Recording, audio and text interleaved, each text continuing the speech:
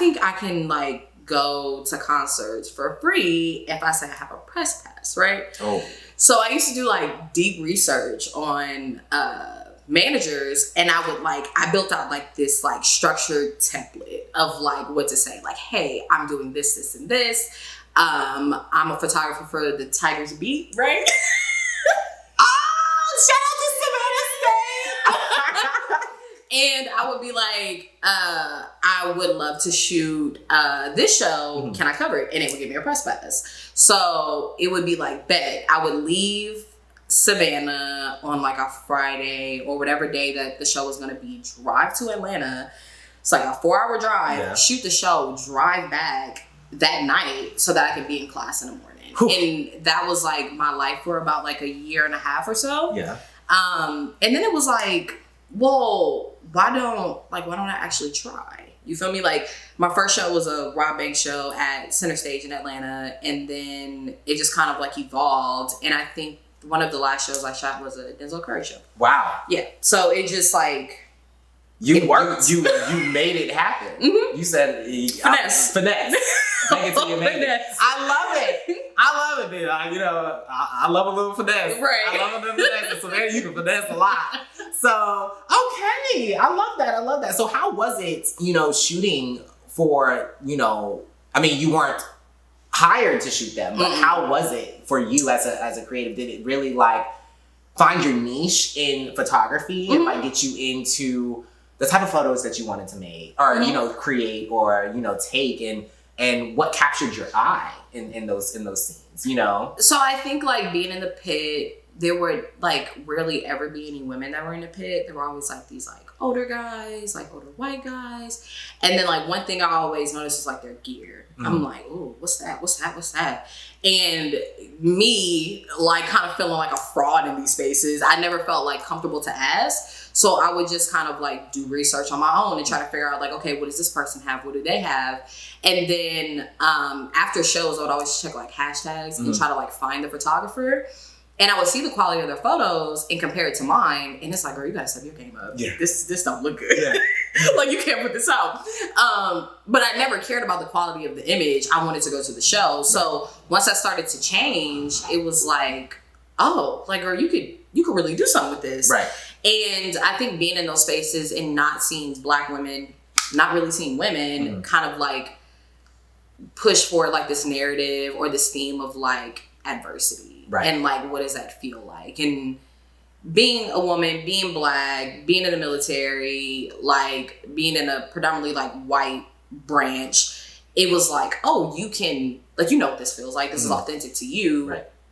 Go like dig into that more. Figure out what that is. Exactly. Yeah. So, and I think like using that narrative kind of like, created like some of like, I believe like some of my strongest images. Wow. And then using that adversity into like celebration and then celebrating Black people. Yeah. I love that. So would you say your niche in photography, well, let me say this.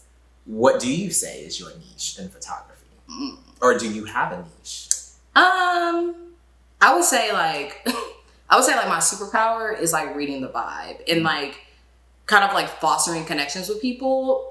So I think like in photography, like an image that comes to mind is like this image of, it's called Giselle, and she's like this Black pregnant woman. We shot it in Atlanta, and there's just so much like emotion, so much like strength, so much like vulnerability in that image. And I think that kind of having that conversation between the camera, the subject, I would say would be my niche. Okay. Like just being able to interpret those emotions and kind of like catch a vibe and kind of like create what I feel is like a very strong image.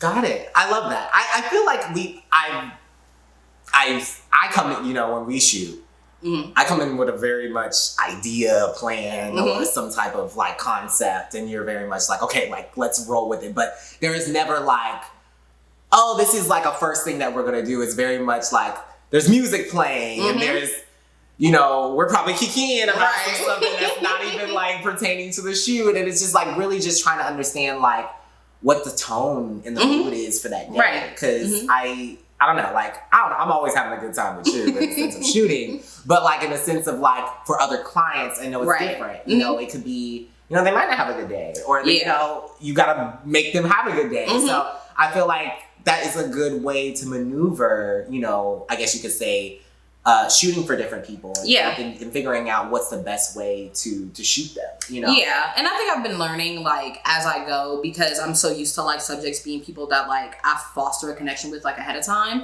and, like, moving more into, like, things being very commercial and, like, very political business, you don't always get that opportunity. Right. So it's just, like, just really listening to people, trying to, like, understand what they want, and just having that open line of communication. Yeah. So kind of, like, replaces, like, a vibe and a kiki, which we all love. Yeah, you know? A vibe and a kiki is something we all love. I'm guilty. As we all are. I'm guilty. But okay, so you've done a lot in, like I said, in a very short period of time, guys.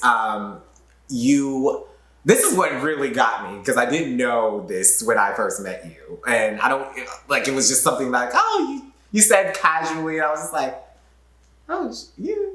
Okay. So you co-founded and ran a magazine, Ain't Bad, for a period of time. Yeah. So the two founders, Carson and Taylor, brought me on as an editor-in-chief, and it was a phenomenal experience. Just really getting to, like, see all of these people that were, I mean, really in the same space that I was, like, just trying to figure it out. Like, don't really know what to do, sending in submissions, just trying to figure out what works. And at the time, and I think even still, like, present, I don't realize what that was, because it was such like it was a blur. And it kind of, like, it just happened so fast and went so fast. But it was really dope to see people, like, have opportunities from that, like, however they were able to leverage that for themselves, and also, like, of course, it benefited me in, like, what I'm learning, you know, because and once again, like, I kind of felt like I wasn't really in a position to be like, oh, this is good, this is bad, because I'm always pro, do whatever you want to do.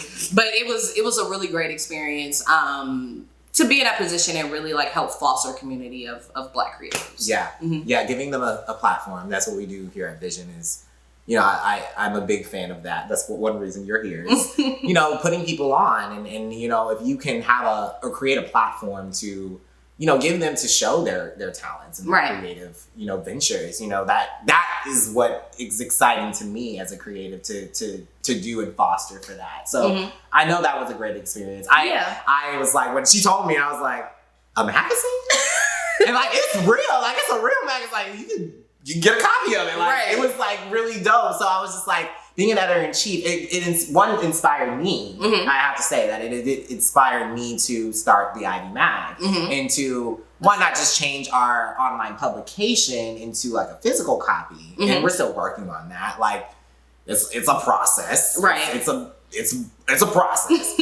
But, you know, I just felt like you did it at such a young age, and, like, me owning a company at such a young age, I was just like, well, damn, I could do it too. And it gave that spark of, like, well, actually, you know, being in front of your camera, as the cover is emerald. The whole shoot is emerald. But, like, you know, it got me comfortable in this thing, like, I can do a little bit in creative direction. And we're going to talk about your transition to that. But